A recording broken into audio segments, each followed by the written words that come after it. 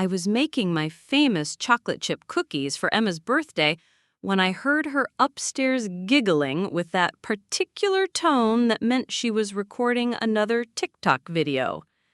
At 72, I'd learned to recognize the difference between her regular laughter and her performance laugh. The kitchen timer hadn't even gone off yet when my phone started buzzing with notifications I didn't understand. Before we jump back in, tell us where you're tuning in from, and if this story touches you, make sure you're subscribed because tomorrow I've saved something extra special for you. My name is Dorothy Chen, and I've lived in the same modest ranch house in Cedar Falls, Iowa for 43 years. After my husband Robert passed 5 years ago, I'd been getting by on my teacher's pension and Social Security, stretching every dollar like my mother taught me during the Depression. My granddaughter Emma had been living with me since she was 14 after her parents died in a car accident. Now 18 and headed to college in the fall, she was the light of my life, the reason I got up every morning and kept pushing forward. I pulled the first batch of cookies from the oven, their familiar aroma filling my small kitchen, when my neighbor, Mrs. Patterson, knocked on my back door. She had an expression I'd never seen before, somewhere between pity and outrage. "Dorothy, dear, I think you need to see something." She held up her smartphone, which her grandson had taught her to use during the pandemic. "It's about Emma." My heart immediately jumped to all the worst possibilities. Had she been in an accident? Was she hurt? But Mrs. Patterson's face didn't suggest tragedy exactly. It suggested something more complicated. She tapped the screen and handed me the phone. The video started playing automatically, and I found myself looking at my own kitchen from yesterday afternoon. Emma must have hidden her phone somewhere while I was preparing dinner. The camera captured me perfectly as I washed and reused a plastic yogurt container instead of throwing it away. Emma's voice provided commentary over the footage, but it wasn't the sweet granddaughter voice I knew. This was different, mocking, designed for an audience that wasn't me. "Y'all, I cannot even deal with living with my grandma anymore. Look at this. She literally washes plastic containers to reuse them. Like, Grandma, they sell Tupperware at Target. You don't have to live like you're surviving the apocalypse."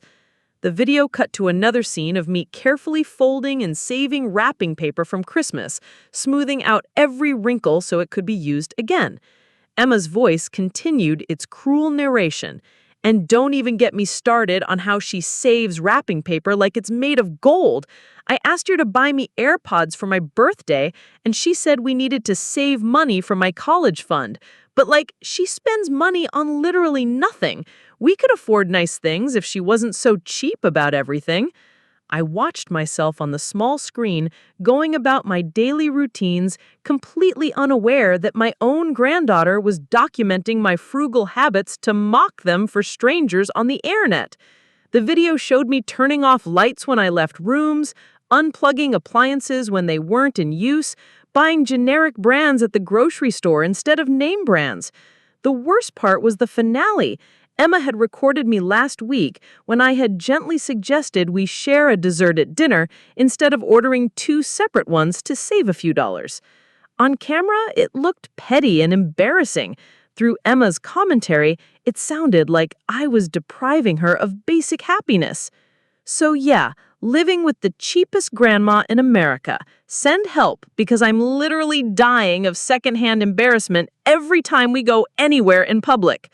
The video ended with Emma making an exaggerated sad face at the camera, and I could see the numbers at the bottom.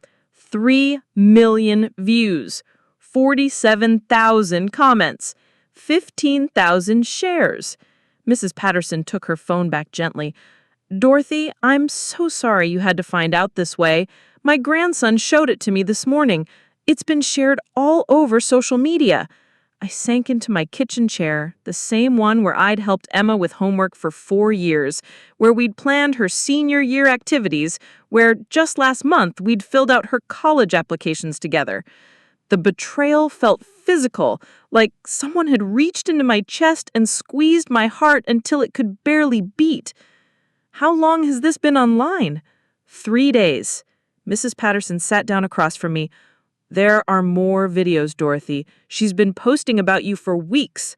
More videos? I felt dizzy. My granddaughter had been secretly recording me and making fun of me for weeks, turning my love and care for her into entertainment for millions of strangers on the internet. The back door opened and Emma walked in, still holding her phone, probably planning to record more content for her growing audience. She stopped short when she saw Mrs. Patterson and immediately seemed to understand that her secret was out. "Oh, hey, Mrs. P." She tried to sound casual, but I could see the calculation in her eyes, trying to figure out how much trouble she was in. "Emma, we need to talk." My voice came out steadier than I felt. Mrs. Patterson stood up quickly. "I'll let you two work this out." She squeezed my shoulder on her way to the door. "Call me if you need anything, dear." After she left, Emma and I sat in the kitchen that suddenly felt enormous and cold between us. The smell of chocolate chip cookies, which should have been celebrating her birthday, now seemed to mock the sweetness that had been stripped from our relationship. "Grandma, I can explain." "I'd love to hear that explanation." I folded my hands in my lap to keep them from shaking. Because what I saw was my granddaughter making fun of me to millions of people for taking care of her the best way I know how. Emma's carefully constructed social media confidence crumbled. "It's not that serious, Grandma. It's just TikTok. Everyone makes fun of their families online. It's like normal now." Making fun of your family to 3 million strangers is normal? People think it's funny, and it's getting me followers and brand deals and stuff. I've already made almost $2,000 from sponsorships because of the videos about you. The words hit me like ice water. She'd been monetizing my humiliation. My granddaughter had turned my attempts to provide for her and save money for her education into a source of income for herself. "You've made money by mocking me?" Emma's phone buzzed with another notification, and I watched her eyes flick to the screen automatically. The gesture revealed everything I needed to know about where her priorities lay. "Look, Grandma, I know it seems bad, but this could actually help us. I'm getting offers from companies who want to sponsor more content. If I keep making videos, I could make enough money to pay for college myself. You wouldn't have to worry about saving every penny anymore." The logic was so twisted, it took my breath away. Emma thought she was solving our financial concerns by humiliating me publicly, as if the money she made from mocking my sacrifices could somehow justify the cruelty. "Emma, do you understand what you've done? You've told the entire internet that I'm cheap and embarrassing? You've made fun of choices I make because I love you and want to give you a good future? But that's just it, Grandma. You don't have to sacrifice everything. If you just spend money normally, I wouldn't have anything to post about." The circular reasoning made my head spin. She was blaming me for giving her content to mock me with, as if I should change my entire way of living to avoid being ridiculed by my own granddaughter. I stood up from the table, needing space to think. "How many videos are there, Emma?" She hesitated. "Just a few, maybe 8 or 9. I want to see all of them." Emma's face went pale. "Grandma, you don't need to watch them. They're just silly videos. I want to see every single video you've made about me. Now." With obvious reluctance, Emma pulled up her TikTok profile and handed me her phone. Her follower count had jumped to over 100,000 in 3 days. The videos about me had titles like Cheap Grandma Chronicles, Living with the Frugal Queen, and When Your Grandma is Allergic to Spending Money. I watched myself through Emma's eyes, and it was devastating. Every careful choice I'd made to stretch our budget had been reframed as obsessive penny pinching.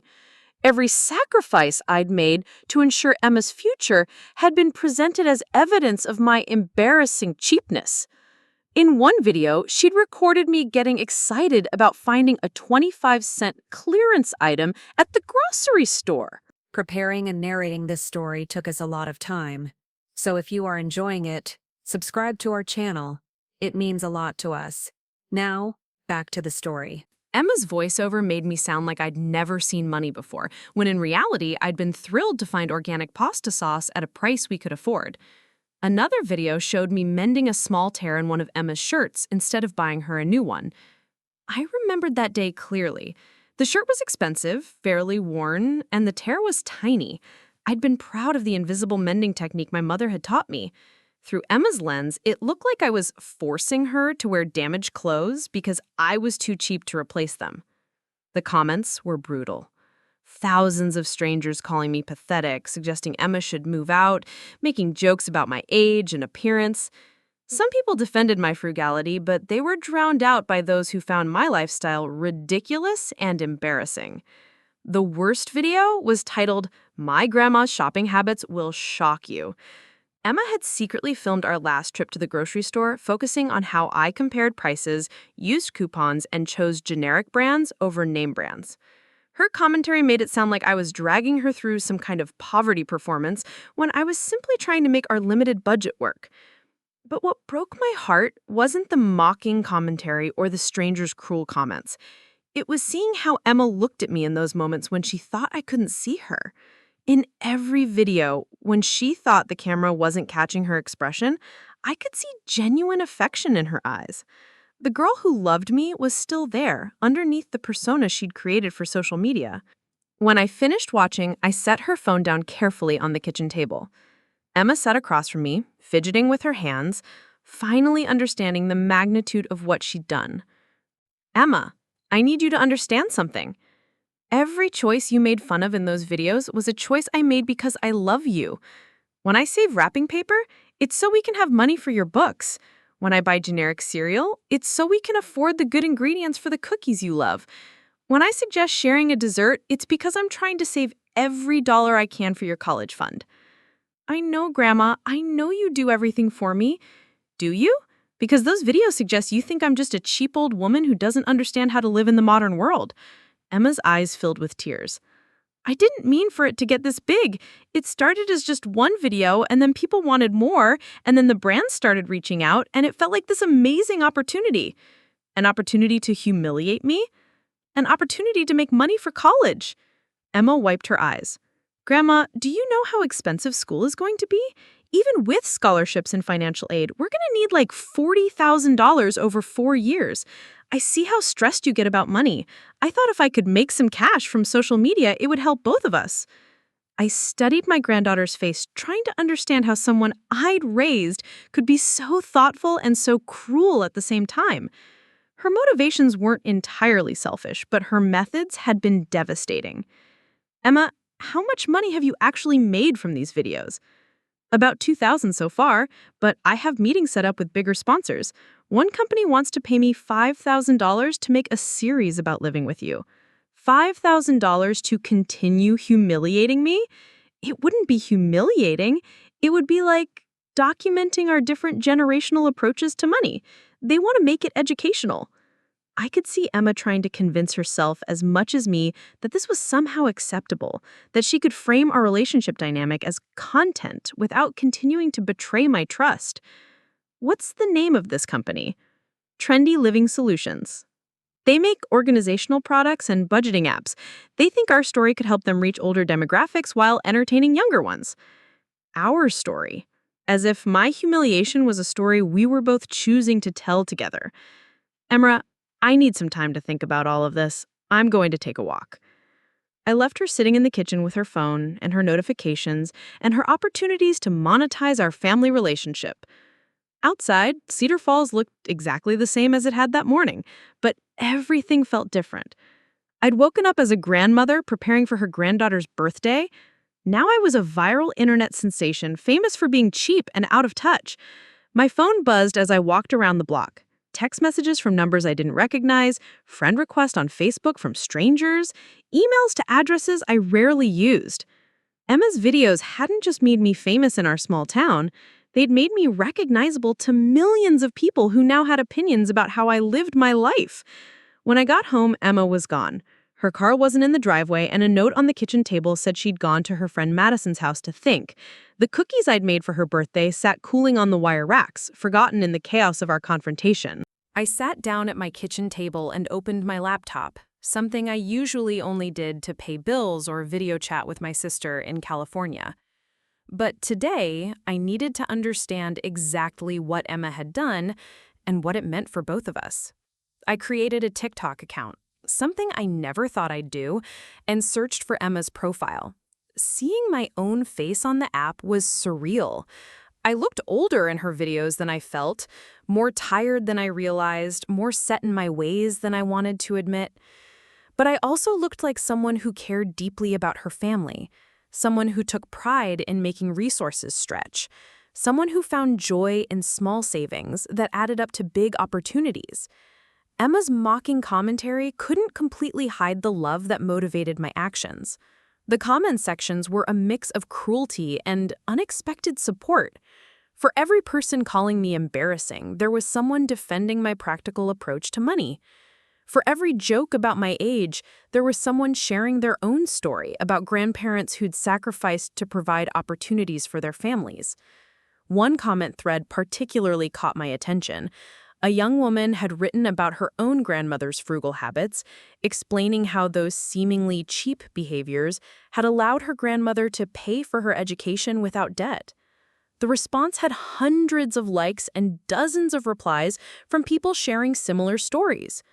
I realized that Emma's videos had accidentally started a conversation about different generational approaches to money, about the sacrifices older adults make for their families, about the way financial trauma from past hardships shapes current behavior. But they'd started that conversation by making me the unwilling subject of ridicule. My phone rang, interrupting my research. The caller ID showed my sister Margaret's name. "Dorothy, I just saw the most disturbing thing on Facebook. Please tell me that wasn't really Emma making fun of you on the internet?" Margaret had always been protective of me, especially since Robert died.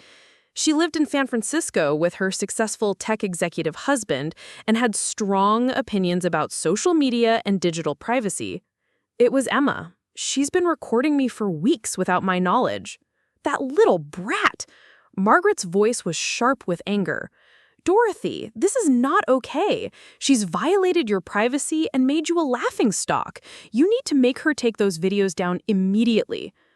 "It's more complicated than that. She's made money from them, and apparently there are companies that want to pay her more to keep making content about me." "About you? Without your permission?" Margaret's voice rose. "Dorothy, that's exploitation. She's a legal adult making money by humiliating her grandmother who's provided for her for 4 years. I know it looks bad, but I think Emma genuinely thought she was helping our financial situation. By making you look ridiculous to millions of people, that's not help, Dorothy. That's betrayal."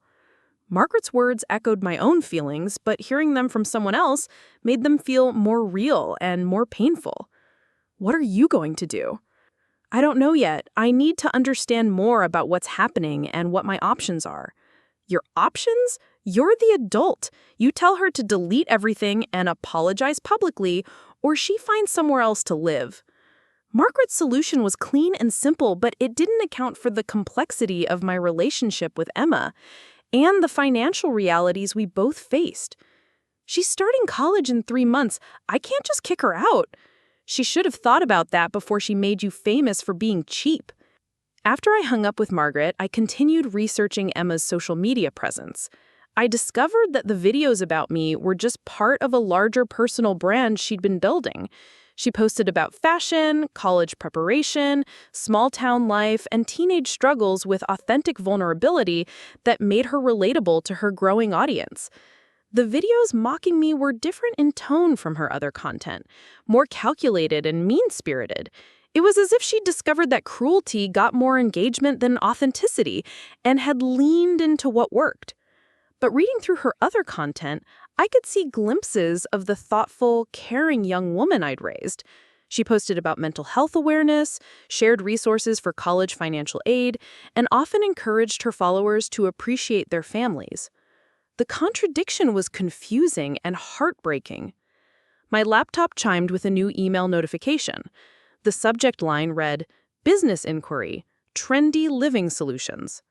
My heart sank as I realized they'd somehow found my contact information. "Dear Mrs. Chen, I hope this message finds you well. We're reaching out regarding the wonderful content your granddaughter, Emma, has been creating featuring your family's approach to financial wellness. We believe there's an opportunity for collaboration that could benefit everyone involved." The email went on to outline their vision for a series of sponsored content featuring Emma and me discussing generational differences in money management. They offered specific payment amounts that made my head spin. $5,000 for an initial series, with potential for much more if the content performed well. They framed it as an educational opportunity, a way to bridge generational gaps and help families communicate about money. But I could see through their corporate language to the truth underneath. They wanted to pay us to perform our dysfunction for their audience, to turn our private family conflicts into marketing content for their products. I was still staring at the email when Emma came home. She walked into the kitchen cautiously, as if she wasn't sure what kind of reception she'd receive. "Grandma, I'm really sorry about everything. I know I messed up." I showed her the laptop screen with the email from Trendy Living Solutions. They contacted me directly. Emma's eyes widened as she read the offer. "Grandma, this is exactly what I was talking about. They want to pay us $5,000 just for a few videos. That's more than I make in a year at my part-time job." "Emma, they want to pay us to perform our family problems for their marketing campaign." "It's not performing. It's just being honest about how we see money differently. And $5,000 would cover almost a whole semester of college." The money was tempting, I had to admit. $5,000 would indeed make a significant difference in Emma's college expenses. But accepting it would mean agreeing to continue being a public figure, to have our private family dynamics scrutinized and monetized. What if we said yes, but with conditions? I surprised myself by even considering it. Emma sat down across from me, suddenly focused and serious. "What kind of conditions?" "First, you delete all the existing videos that mock me. Second, any new content we make together is respectful and collaborative. Third, we both have input on what gets posted. And fourth, the money goes directly into your college fund, not your personal spending account." Emma nodded eagerly. "Those all sound fair. And Grandma, if we do this together, it could actually be really positive. We could show people that different approaches to money can work, that families can have different styles and still love each other." I looked at my granddaughter, seeing both the young woman who'd betrayed my trust and the thoughtful person who genuinely wanted to make things right. "Let me think about it overnight. This is a big decision, and I want to make sure we're doing it for the right reasons." That night, I lay in bed thinking about choices and consequences, about the difference between being frugal and being cheap, about the ways love can be misunderstood and misrepresented. Emma's videos had hurt me deeply, but they'd also revealed something important about how my behavior looked to others, particularly to someone from a different generation with different experiences and expectations. Maybe there was a way to turn the situation into something positive, to use the attention Emma had generated to have meaningful conversations about money, family, and the sacrifices people make for those they love. But it would require me to step into a world I'd never wanted to be part of, to become a public figure at 72 years old, to trust that Emma had learned from her mistakes and wouldn't repeat them. As I drifted off to sleep, I could hear Emma in her room, probably responding to comments and messages, managing the online presence that had become such a central part of her identity. Tomorrow, I would have to decide whether to join her in that digital world or ask her to leave it behind entirely. Neither choice felt simple, and both carried risks I wasn't sure I was prepared to take.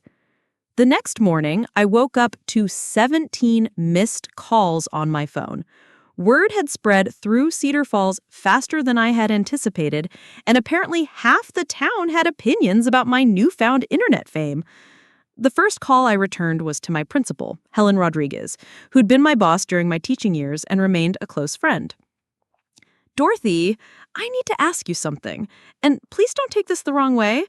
Helen's voice carried the careful tone she used when discussing sensitive topics. "Did you know that Emma was posting videos about you online?" "I found out yesterday," I admitted, still feeling the sting of betrayal fresh in my chest. "The reason I'm calling is that the school district received several calls this morning from parents who recognized you from those videos. Some are concerned about Emma's behavior, but others are defending you and asking if there's anything the community can do to help."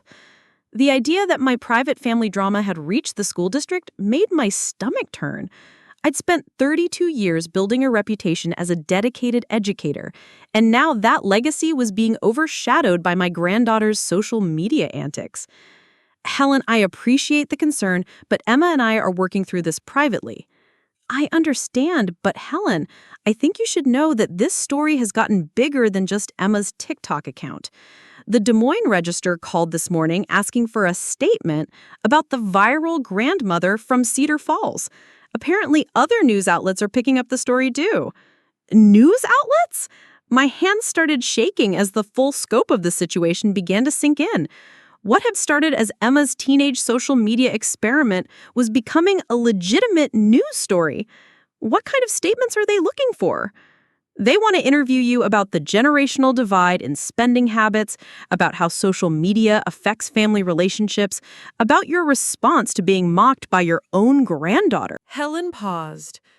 "Dorothy, they're not necessarily trying to make you look bad, but they are treating this as a human interest story about modern family dynamics." After I hung up with Helen, I sat in my kitchen, staring at the same table where Emma and I had shared thousands of meals, where we'd worked on homework together, where just yesterday we'd confronted the betrayal that had changed everything between us. My phone buzzed with a text message from a number I didn't recognize. "Mrs. Chen, this is Jake Morrison from Channel 7 News. We'd love to chat with you about your story. Could we set up a brief interview?" Then another. "Dorothy, this is Sarah Kim from BuzzFeed. Your granddaughter's videos have sparked a nationwide conversation about family and money. Would you be interested in sharing your perspective?" And another. "Hi, Mrs. Chen. I'm Alex from The Today Show. We think your story would resonate with our audience. Please call when you have a moment." I turned off my phone and walked to the window, looking out at the neighborhood I'd called home for decades. Mrs. Patterson was working in her garden, probably fielding questions from other neighbors about my sudden notoriety. Mr. Davis was walking his dog, glancing toward my house with curious eyes. Even my quiet street felt different now that I was a public figure. Emma emerged from her bedroom around 10, looking like she hadn't slept well. Her phone was already in her hand, and I could see the glow of notifications lighting up her screen. "Grandma, this is getting really crazy." She sat down at the kitchen table with her coffee. "I've gotten interview requests from like 20 different news shows, and my follower count went up by 50,000 overnight." I poured myself a cup of tea and joined her at the table. "Emma, I've been thinking about the offer from Trendy Living Solutions." Her eyes brightened with hope. "And? I think we should decline." The disappointment on Emma's face was immediate and painful to watch. "But Grandma, it's $5,000, and all those news outlets want to interview us anyway. At least this way we'd get paid for telling our story." "Emma, those news interviews are optional. We can say no to all of them. But if we take money from that company, we're committing to being public figures, to having our relationships scrutinized and commercialized." Emma set down her coffee cup with more force than necessary. "Grandma, you don't understand how this works. If we don't control our own narrative, other people will control it for us. At least if we work with the company, we get to decide how we're portrayed." Before I could respond, the doorbell rang. Through the front window, I could see a news van parked on our street and a woman with perfectly styled hair holding a microphone. I think it's too late to control anything, Emma. We both watched as the reporter knocked on our door again, then began setting up equipment on our front lawn when we didn't answer. Within minutes, a second news van arrived, then a third. Emma peered through the curtains. There are people with cameras everywhere. Grandma, what are we going to do? We're going to stay inside and let them get bored and leave. But for the next 3 hours, the crowd outside only grew larger. Neighbors gathered across the street to watch the spectacle. Someone started selling bottled water and homemade cookies to the media personnel from a folding table in the Davis yard. Our quiet residential street had become a circus. Around 2 in the afternoon, my phone rang with a call from Emma's friend Madison. Mrs. Chen, I'm so sorry to bother you, but there are reporters at my house asking questions about Emma. They want to know what she's like as a person, whether she's always been mean to you, stuff like that. The realization that this story was affecting innocent people in Emma's life made me angry in a way I hadn't felt yet. Bad enough that our family drama had become entertainment, but now Emma's friends were being dragged into it? Madison, don't talk to any reporters. Refer them to me if they keep bothering you. After I hung up, I looked at Emma, who was scrolling through social media comments with increasingly frantic energy. Emma, put the phone down. We need to talk. But Grandma, people are sharing my old videos now, not just the ones about you. They're analyzing everything I've ever posted. Some of the comments are really mean. I took the phone from her hands and set it aside. This is exactly why I don't want to take money to be in more videos. Once you're a public figure, people think they own pieces of your life. Emma's eyes filled with tears. I never wanted it to get this big. I just wanted to make some money for college and maybe get some followers. I didn't think about reporters or people at school seeing it or affecting my friends. For the first time since I discovered the videos, Emma seemed to truly understand the consequences of her actions beyond their impact on me. What do we do now? She asked, looking younger than she had in months. I stood up and walked to the window, where I could see at least a dozen people with cameras and recording equipment sprawled across my front lawn. My neighbors were trapped in their own homes, unable to go about their normal routines because of the media presence my family had attracted. We're going to fix this. I turned back to Emma with newfound determination. But we're going to do it on our terms, not theirs. I retrieved my phone and called the first number that had texted me that morning. Jake Morrison from Channel 7 answered on the first ring. Mr. Morrison, this is Dorothy Chen. I understand you want to interview me about my granddaughter's videos. Mrs. Chen, thank you so much for calling back. We'd love to have you on our evening news segment tonight. We could set up right there in your living room. I have conditions. First, Emma and I do this interview together. Second, we get to see your questions in advance. Third, you give us final approval on what portions air. And fourth, after this interview, your network agrees not to contact us again unless we reach out first. There was a pause while Jake processed my demands. Those are unusual conditions, Mrs. Chen. Then I guess you'll have unusual competition when every other news outlet accepts them and you don't. I heard him talking to someone in the background before returning to the call. We can work with most of those conditions. When would you like to schedule? Right now. Come to my front door in 10 minutes and we'll get this over with. I hung up and turned to Emma, who was staring at me with amazement. Grandma, what just happened? You sounded like a businesswoman or something. I spent 32 years dealing with administrators, parents, and school board members who thought they could push me around because I was quiet and polite. I learned how to negotiate when necessary. Emma straightened her shoulders. What do you want me to say in the interview? You're going to apologize. Publicly, sincerely, and completely. You're going to explain that you made a mistake, that you're taking downs of videos that mock me, and that you understand the impact of your actions on our family and community. What about the money? The sponsorship opportunities? You're going to announce that you're declining all paid partnerships related to content about me or our family, and you're going to donate the $2,000 you already made to a local charity that helps families with college expenses. Emma's face went pale. Donate it? Grandma, that's money for my education. Emma, that money came from betraying my trust and mocking my love for you. It's not clean money, and keeping it would be profiting from cruelty. Before she could argue further, Jake Morrison knocked on our front door.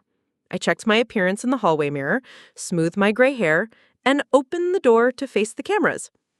The interview took place in my living room, the same space where Emma and I had watched movies together for 4 years, where we'd celebrated holidays and birthdays, where I taught her to knit and she'd taught me to use social media.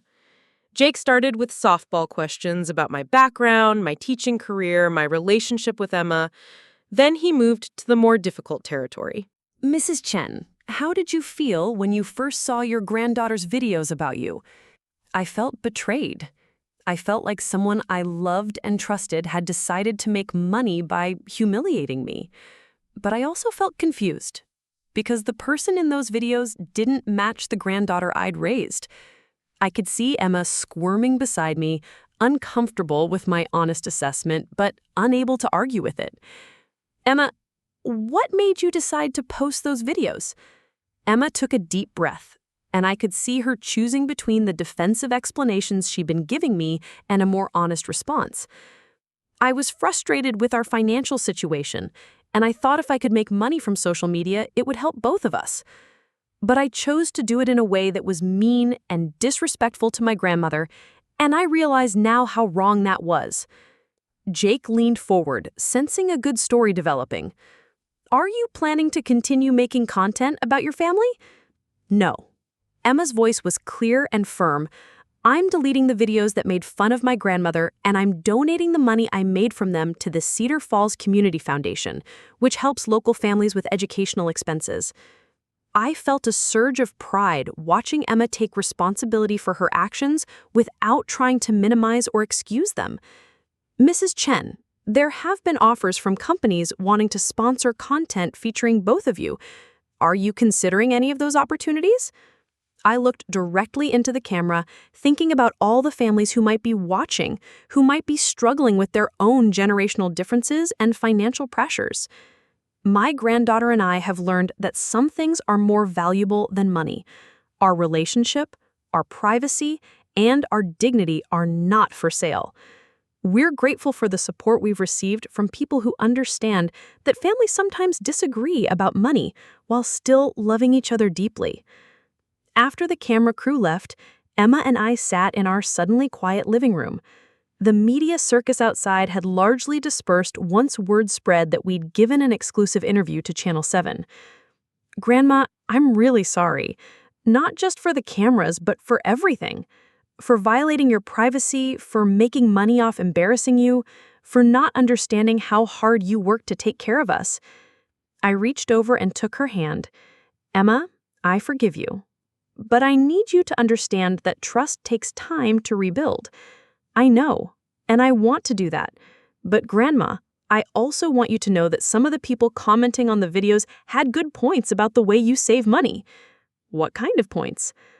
Some people said that maybe you don't have to sacrifice quite so much, that maybe we could spend a little more on things that make life easier or more enjoyable without being irresponsible. I considered this feedback, recognizing that perhaps my frugal habits had become more extreme than necessary over the years. You might be right about some things. Maybe I have been overly cautious with money since your grandfather died. Emma smiled for the first time in days. Maybe we could find a middle ground, like still being careful with money but not washing yogurt containers. I laughed despite everything. The yogurt containers are staying. They're perfectly good storage. That evening, we watched the interview together on the local news. Seeing ourselves on television was surreal, but I was proud of how we'd handled the situation with dignity and honesty. Emma's phone buzzed throughout the broadcast, but she didn't check it.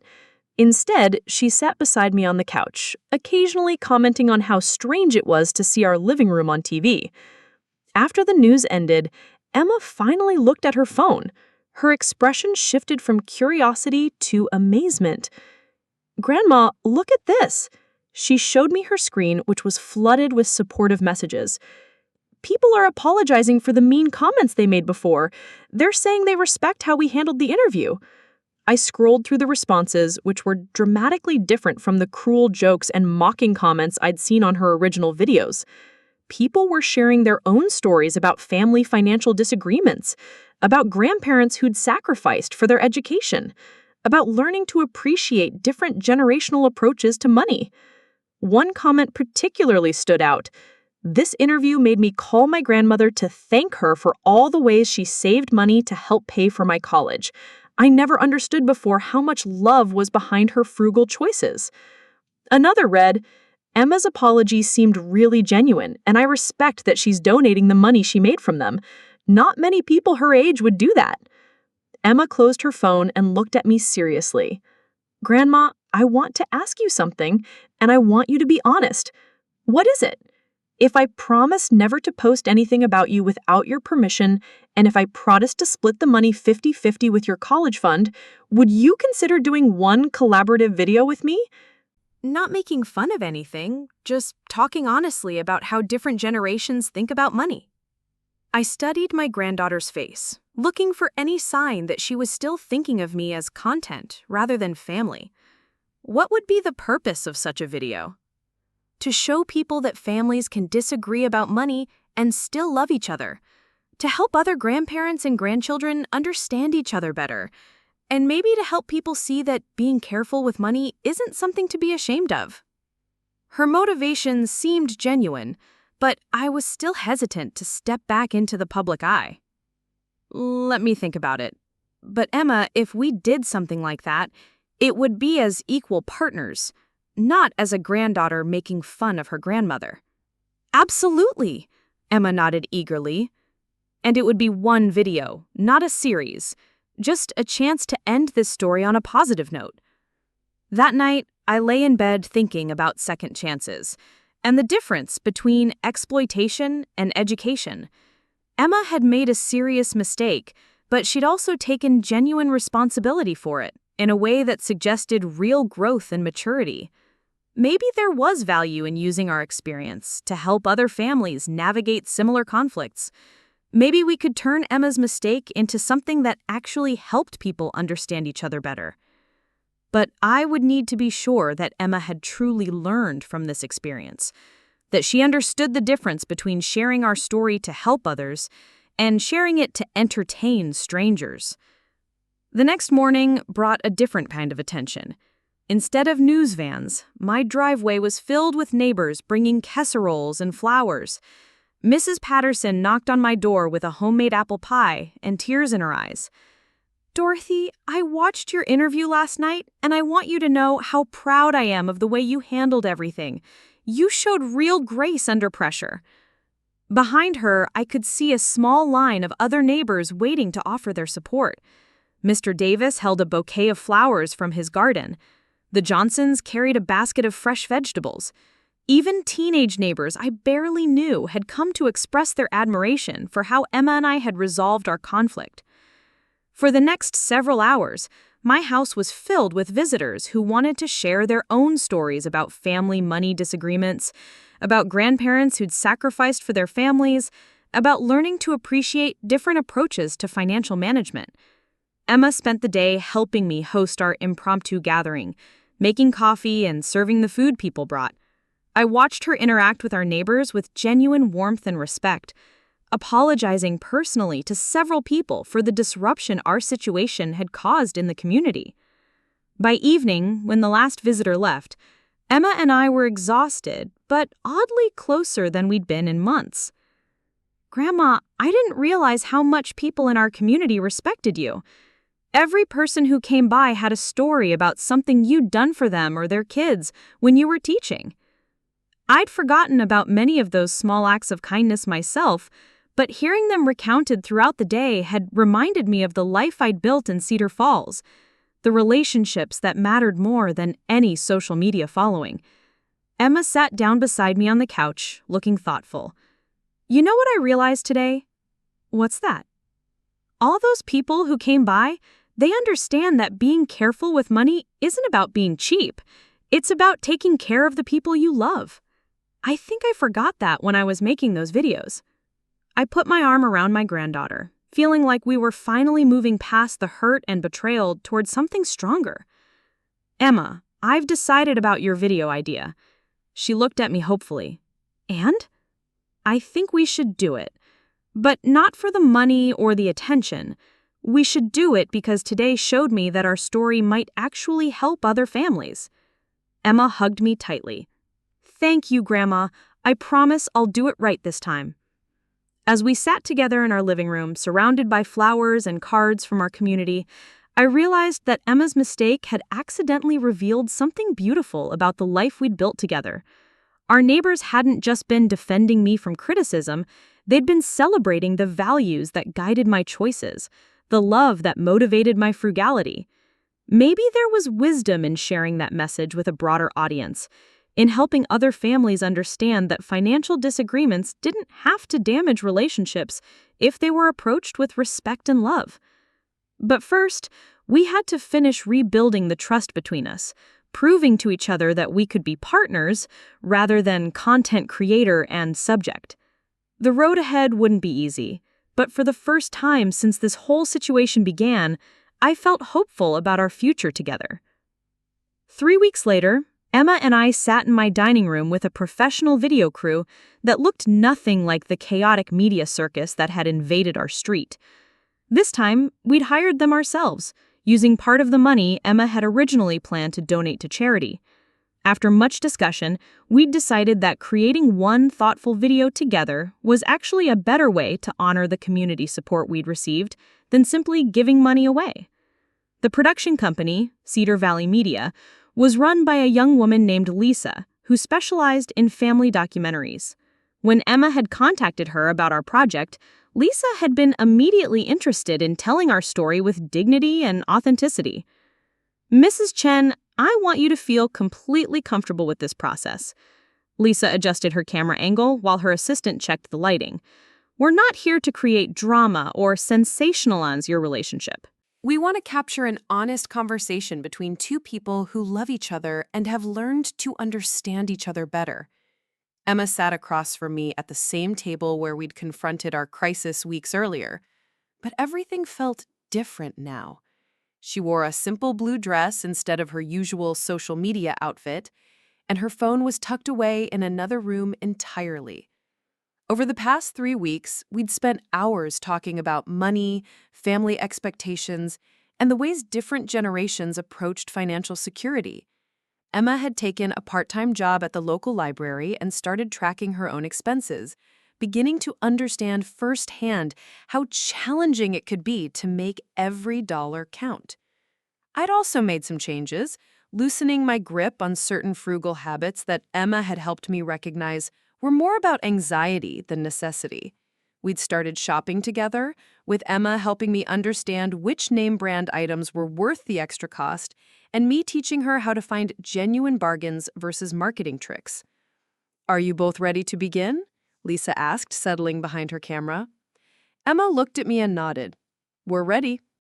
Lisa had suggested we start by each explaining our perspective on the events that had brought us to this point, but from the lens of what we'd learned rather than rehashing old grievances.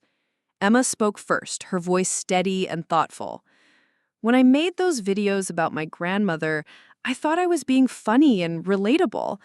I was frustrated with our financial limitations, and I didn't understand the difference between being cheap and being careful. What I've learned since then is that every choice my grandmother made that I mocked was actually an act of love. She paused, glancing at me before continuing. I was so focused on what I couldn't have that I never stopped to appreciate what I did have. A grandmother who worked extra years so she could retire with enough money to support me. Someone who chose generic cereal so we could afford fresh fruit. Someone who saved gift wrap so we could buy better gifts for each other. Lisa turned the camera toward me. Mrs. Chen, how do you respond to that? I looked at Emma, seeing the mature young woman she was becoming rather than the impulsive teenager who'd hurt me so deeply. I understand now that some of my habits might have seemed extreme to someone who didn't live through the financial insecurity I experienced when I was younger. After my husband died, I became so afraid of not having enough money that I forgot it was okay to actually use money for things that bring joy and comfort. I took a breath before continuing. But I also want other grandparents to know that it's okay to expect respect from your grandchildren, even when they disagree with your choices. Love doesn't mean accepting being mocked or disrespected, even by family members. Lisa asked us to talk about the process of rebuilding trust, and Emma surprised me with her insight. The hardest part wasn't apologizing or even giving up the money I'd made. The hardest part was proving to my grandmother that I could see her as a person with feelings and dignity, not just as content for my social media. It took time for her to believe that I really understood how much I'd hurt her. For me, the challenge was learning to separate Emma's poor choices from Emma herself. I had to remember that the granddaughter who mocked me online was the same person who brought me tea when I was sick, who helped me figure out online banking, who still hugged me goodnight every evening. Lisa's questions guided us through discussing practical lessons we'd learned about money management, family communication, and the impact of social media on relationships. But the conversation felt natural and unforced, more like a discussion we might have had on our own than a performance for cameras. When Lisa asked about our advice for other families facing similar conflicts, Emma leaned forward with the earnestness I remembered from her childhood. I'd tell other teenagers to really think about the difference between sharing your life and exploiting your family. There's nothing wrong with posting about your experiences, but when you're making money by embarrassing people you love, you've crossed a line. And I'd tell grandparents that it's worth listening to feedback from younger family members, even when it's delivered badly. Emma helped me realize that some of my frugal habits had become reflexive rather than necessary, and adjusting them has actually made our life more pleasant without being financially irresponsible. As the filming wrapped up, Lisa showed us some of the footage on her camera's small screen. Watching ourselves have this conversation was emotional, but not uncomfortable. We looked like what we were, two people who loved each other working through a difficult situation with honesty and respect. The final video was 12 minutes long, professionally edited, but feeling intimate and genuine. Lisa had titled it, "When Family Goes Viral, A Grandmother and Granddaughter's Journey Back to Trust." When we posted it on Emma's TikTok account, YouTube, and Lisa's documentary channel, the response was immediate and overwhelmingly positive. Comments poured in from families sharing their own stories of financial disagreements and reconciliation. Grandparents wrote about feeling validated in their careful spending habits. Young people shared apologies they wanted to make to older family members. Financial advisors and family therapists praised our demonstration of healthy conflict resolution. But the comment that meant the most to me came from a 16-year-old in Texas who wrote, "This made me realize that when my grandpa clips coupons and saves aluminum cans, he's not being embarrassing. He's making sure he can help pay for my college. I'm going to apologize to him for complaining about it." 3 months later, Emma started her freshman year at the University of Iowa with a scholarship that covered most of her tuition and enough money in her college fund to graduate debt-free. The combination of my years of saving, her summer job earnings, and the unexpected income from our collaborative video had created more financial security than either of us had imagined possible when this whole situation began. On the day I drove her to campus, Emma carried 2 suitcases and a storage container that had once held yogurt. I'd decorated it with contact paper and filled it with homemade cookies for her dorm room. She'd specifically requested the repurposed container, joking that she wanted to remember where she came from. "Grandma, thank you for not giving up on me when I was being awful." Emma hugged me in the parking lot of her dormitory. "And thank you for teaching me that taking care of money is really about taking care of people." As I drove home to Cedar Falls alone for the first time in 4 years, I reflected on how much our lives had changed since that morning when Emma's TikTok videos had turned our private family dynamics into public entertainment. Emma called me that evening from her dorm room, excited to tell me about her classes, her roommate, and the financial literacy workshop she'd signed up to attend. She'd decided to major in family and consumer sciences, with a focus on financial counseling, inspired by our experience to help other families navigate money-related conflicts. I had also made changes in my own life. I'd started volunteering with a local organization that helped seniors understand social media and protect themselves from online scams. My experience of being unexpectedly thrust into the digital spotlight had given me insights that proved valuable to other older adults trying to navigate an increasingly connected world. The house felt quiet without Emma's constant presence, but it was a peaceful quiet rather than a lonely one. I knew she was exactly where she needed to be, growing into the thoughtful, responsible adult I'd always hoped she'd become. 6 months into Emma's first year of college, she called me with unexpected news. "Grandma, I've been asked to speak at a conference about family financial communication. They want me to talk about our experience and what we learned from it." "What kind of conference?" "It's for family therapists and financial counselors. They want to use our story as an example of how families can work through money-related conflicts constructively." I felt a familiar surge of pride in Emma's growth and maturity. "What will you tell them?" "The truth. That I made a terrible mistake, but that mistakes don't have to define relationships if people are willing to do the work to fix them. And that understanding someone's motivations doesn't mean you have to agree with all their choices, but it does mean you can respect them." Emma's presentation at the conference led to other speaking opportunities, and eventually to her developing a workshop series for families dealing with financial disagreements. She always credited our experience together as the foundation for her understanding of these issues, but I could see that her natural empathy and communication skills were the real drivers of her success. 2 years after the original TikTok videos that had caused so much pain, Emma came home for spring break with a surprise announcement. "Grandma, I want to ask you to be my business partner." She'd been developing an online course for families about healthy financial communication, and she wanted me to co-teach sections about intergenerational perspectives on money management. "I appreciate the offer, Emma, but I'm not sure I'm cut out for online education." "You're exactly cut out for it. You spent 32 years teaching, and you have insights about money and family that people need to hear. Plus," she grinned, "you've become surprisingly good at handling video cameras." It was true that my initial terror of being filmed had evolved into something approaching comfort with digital media. The skills I'd developed helping other seniors navigate social media had given me confidence in technological tools I'd never expected to master. We launched Generations and Money, Building Understanding Across Ages, 6 months later. Our first cohort included 25 families from across the country, ranging from grandparents struggling to understand their grandchildren's spending habits to young adults frustrated with their family's financial conservatism. The most rewarding part of teaching the course was watching families develop new appreciation for each other's perspectives. A grandmother from Oregon learned to see her grandson's desire for name-brand clothes not as wasteful spending, but as his attempt to fit in socially during a difficult transition to a new school. A college student from Maine began to understand that her mother's reluctance to spend money on restaurants wasn't about being cheap, but about financial trauma from growing up in poverty. Each family story was different, but the underlying themes were consistent: love expressed through different financial values, miscommunication about motivations and priorities, and the possibility of finding middle ground when people approach disagreements with respect and curiosity rather than judgment and ridicule.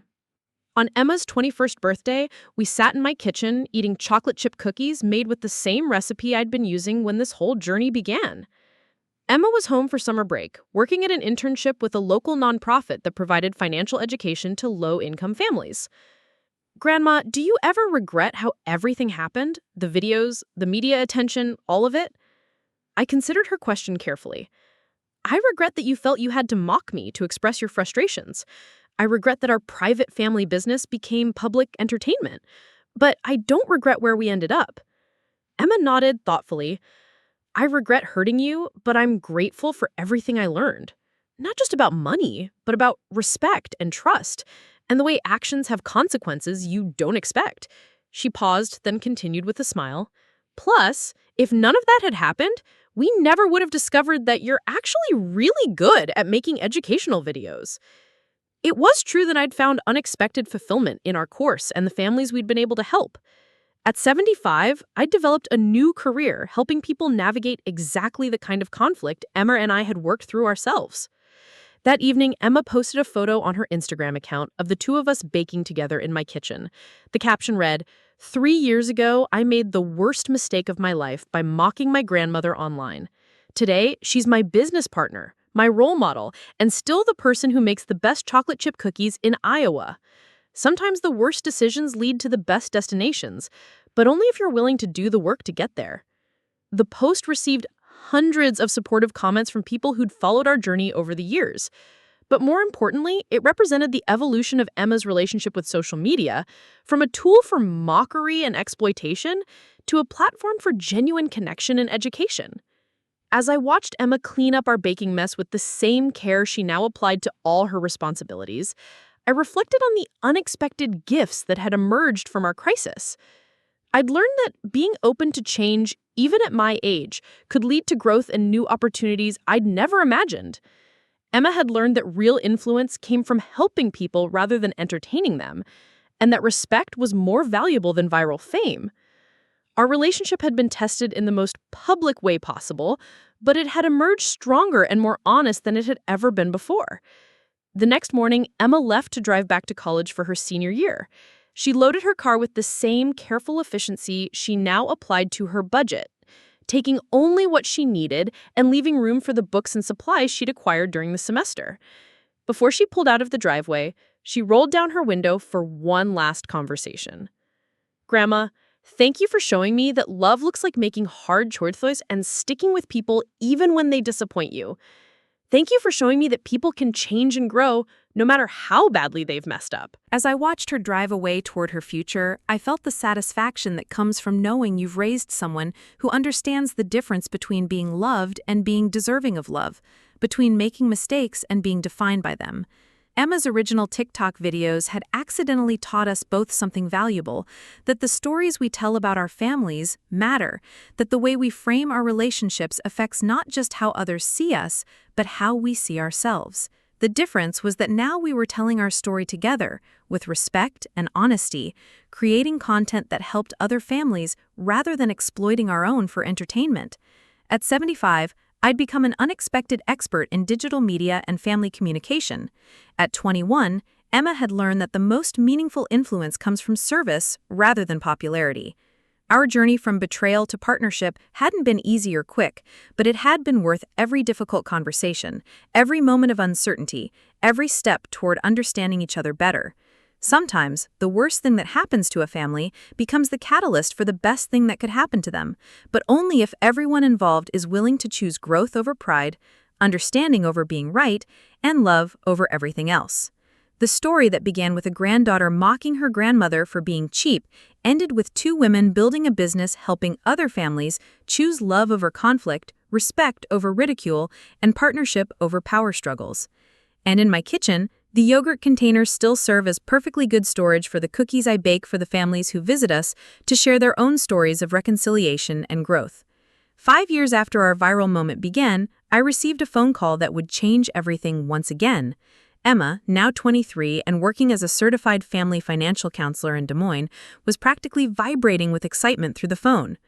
"Grandma, you're not going to believe this. Netflix wants to make a documentary about us." I nearly dropped my teacup. Netflix? The streaming service? They saw our course testimonials and the articles written about our work with families.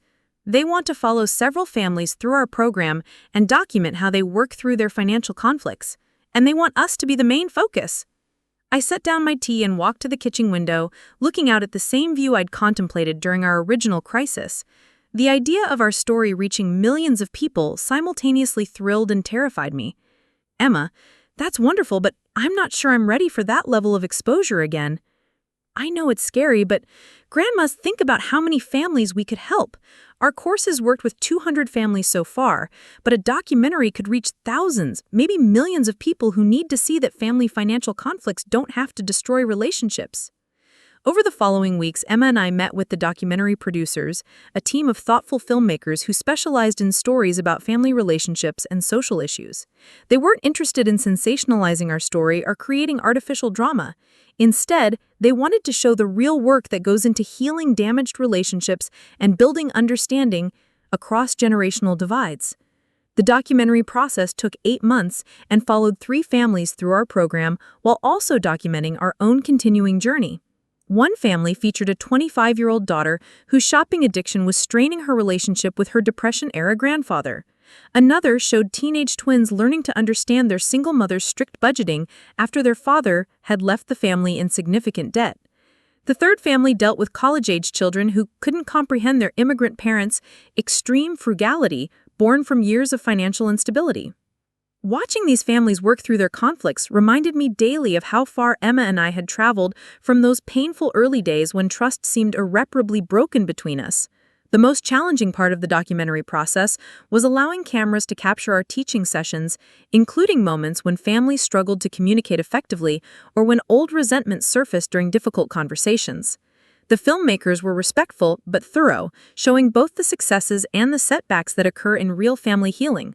One particularly powerful scene showed Emma working with the shopping-addicted daughter, helping her understand that her grandfather's criticism of her spending wasn't about controlling her, but about his genuine fear that she was setting herself up for the kind of financial insecurity he had experienced during the Great Depression. Another moving moment captured me talking to the immigrant parents about the difference between teaching financial responsibility and inadvertently communicating that money is more important than joy or comfort. I shared how Emma had helped me recognize when my own frugality had crossed the line from practical into anxiety-driven. The documentary, titled The Cost of Love, Families, Money, and Understanding, premiered at the Sundance Film Festival and was later released on Netflix to widespread critical acclaim.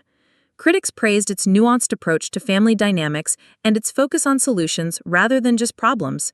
More importantly, the documentary sparked conversations in families across the country about money, communication, and respect. Our course enrollment increased dramatically, but we also received thousands of messages from people who didn't need formal help but had been inspired to have honest conversations with their own family members about financial expectations and values. A particularly meaningful letter came from a grandmother in California whose granddaughter had seen the documentary and called to apologize for years of eye-rolling when her grandmother clipped coupons. The granddaughter had started her own coupon collection and discovered the satisfaction of finding good deals, understanding for the first time that frugality could be empowering rather than embarrassing. Another family wrote to tell us that the documentary had helped them realize their conflicts about money were really conflicts about love languages. The parents showed love through financial security and careful spending, while their adult children felt loved through experiences and generous gifts. Understanding this difference allowed them to appreciate each other's motivations without requiring anyone to completely change their approach. The success of the documentary led to unexpected opportunities. I was invited to speak at conferences about aging and family relationships. Emma received offers to develop financial literacy curricula for schools and community organizations.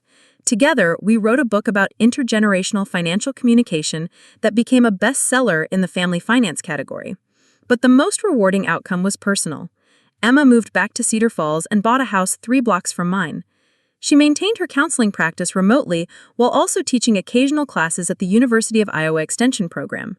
On quiet Sunday afternoons, she still came over for tea and cookies, but now she brought her own reusable containers for leftovers, having fully embraced the practical wisdom of avoiding waste while still enjoying life's pleasures. Up next, you've got 2 more standout stories right on your screen. If this one hit the mark, you won't want to pass these up. Just click and check them out.